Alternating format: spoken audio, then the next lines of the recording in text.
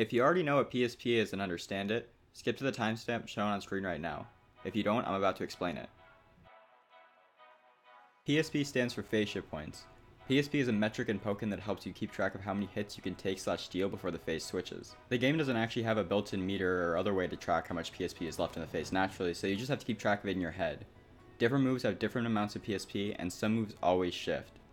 I'll leave a link below to the frame data for Pokkén because beside all the other useful information on there's PSP for all the moves as well. And don't just try and learn your character stuff and toss it. It's very important to know it for every character, okay? Cool!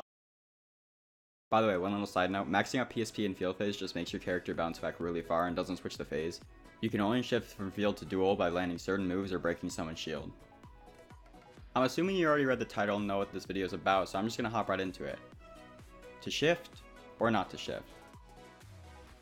There's multiple good reasons for choosing either, so I think it'll be easiest to go over each factor one by one and break down why they're important, starting with why it's good to shift.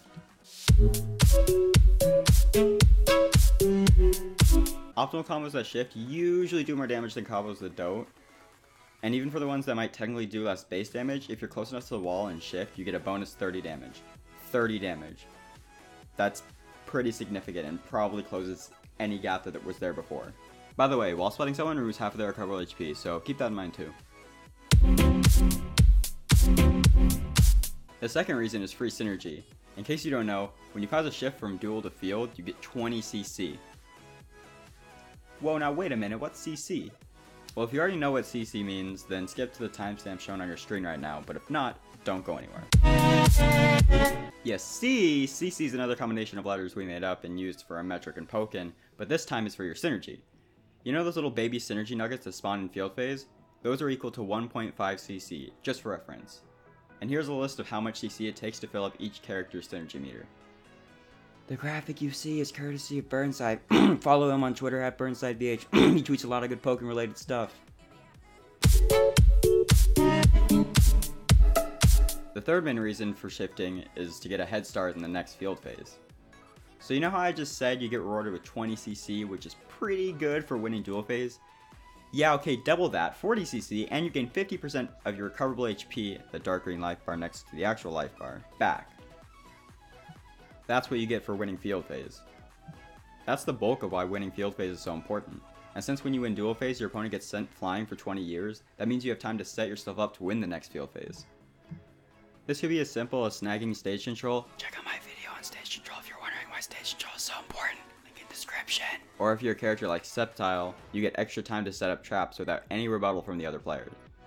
These are the three key things to keep in mind when you're choosing if you want to shift. Now let's talk about why you don't. Advantage.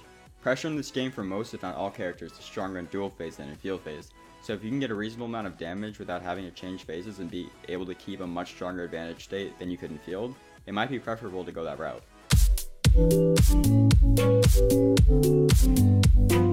The second reason you might want to keep someone in duel phase is resource starving. Remember earlier I said how much stuff winning field gives you? Well, if the other person wins field, obviously they get all that cool stuff too. Let me give you a scenario. Let's say you're fighting a Gardevoir who's roughly a third away from full meter and she's at half health.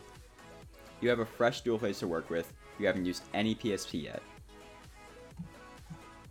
So you land your starter, you go for your, standard BMB which shifts them.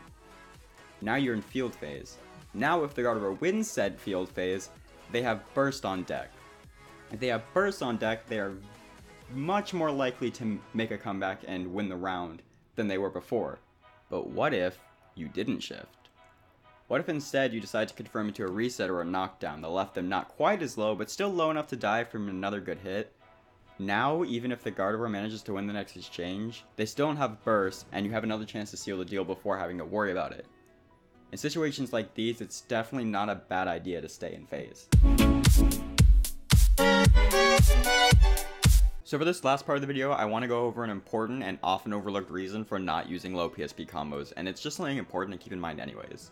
Risk/reward is less in your favor after using PSP. If you already used part of your own PSP you have to work with and your opponent hasn't, that means that they have all 12 PSP to work with if they win the following exchange, whereas you, on the other hand, only have however many your previous combo left you with. This is why it's very important to know what your optimal combos are based on how much PSP you have left. Also remember, every time you do a PSP optimal combo, this affects stacks. You usually don't want to end up in a situation where your next hit leads to half as much as their next hit.